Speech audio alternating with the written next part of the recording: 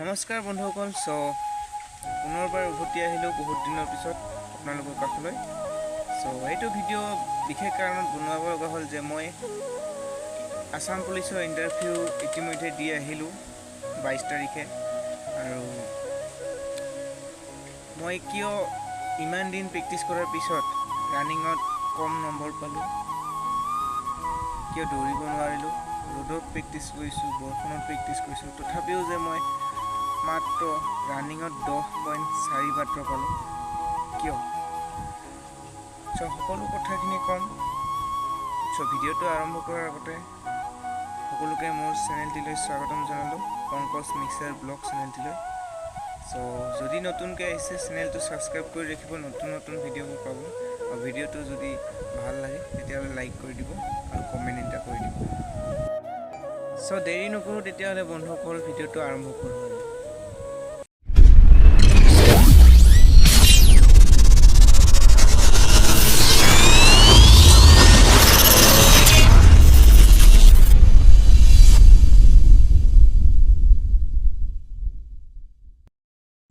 এতিয়া আহিছোঁ বন্ধুসকল মেইন কথাটিলৈ। মই ৰানিং কৰিব নোৱাৰিছিলোঁ কাৰণ মোৰ উশাহ নিশাহ লোৱাটো মানে গণ্ডগোল হৈছিলে। মই নাকেৰে উশাহ ল'ব লাগিছিলে প্ৰথমতে, আৰু শেষত ল'ব লাগিছিলে মুখেৰে উশাহ ল'ব লাগিছিলে। মই ফাৰ্ষ্ট পাকটো মই নাকেৰে উশাহ লৈছিলোঁ আৰু 7 পাকটো মই মুখেৰে উশাহ লৈছিলোঁ। সেইটোৰ কাৰণে মই দৌৰিব নোৱাৰিলোঁ, কাৰণ মুখেদি উশাহ লোৱাৰ কাৰণে মোৰ মুখেদি বতাহ সোমাই গৈছিলে।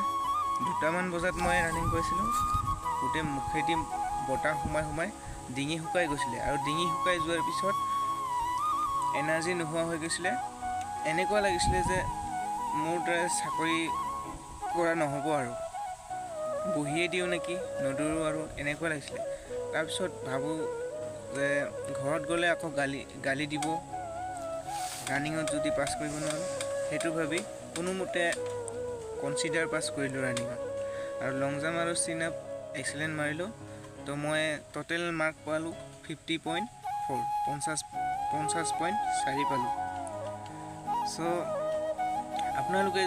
আপোনালোকেও যাতে এইটো ভুল নকৰে।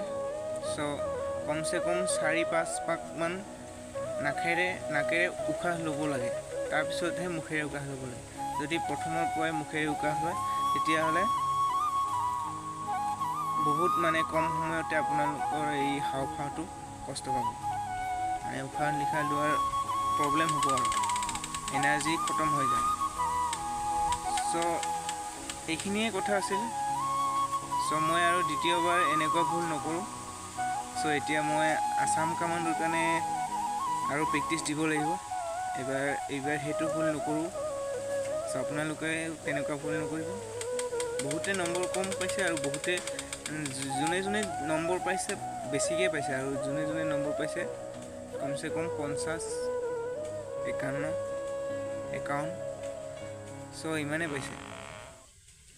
আৰু যোনে বেছি পাইছে কমচে কম 52ৰ ওপৰত পাইছে, 52ৰ পৰা 55, 56 এনেকুৱা পাইছে, 54।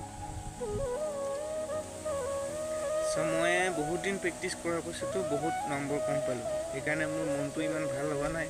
তথাপিও আৰু নেক্সট আহি আছে। আসাম কামাণ্ডো বেটেলিয়ন আছে আৰু TA টেৰিটৰিয়েল আৰ্মি আছে। বহুত আহি থাকিব আৰু ফৰেষ্ট গাৰ্ড নতুনকৈ ওলাব। মই সেইটো ভাবি নাৰ্ভাছ নহয় আৰু প্ৰেক্টিছ কৰিয়ে থাকিব লাগিব, সেইটো কথা। ইমানেই আৰু কথাটো। আজিলৈ ইমানে, ধন্যবাদ।